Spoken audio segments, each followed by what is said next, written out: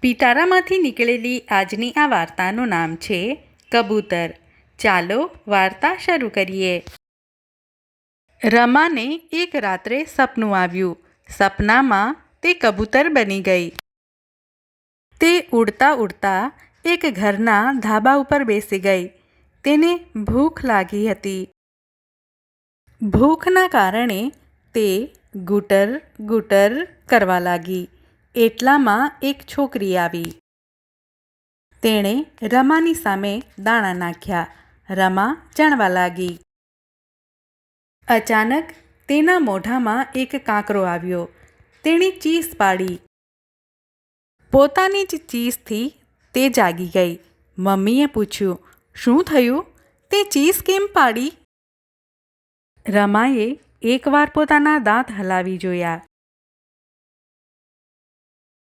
પછી તેણે તેની માતાને કહ્યું કે તે સપનું જોઈ રહી હતી. આટલું બોલી તે સૂઈ ગઈ. બાળકો, તમને આ વાર્તા કેવી લાગી? મજા આવી ને? આવી જ બીજી મજેદાર વાર્તાઓ સાથે ફરી મળીશું. ત્યાં સુધી આવજો. આવી જ બીજી મજેદાર વાર્તાઓ સાંભળવા માટે આ QR કોડ સ્કેન કરો.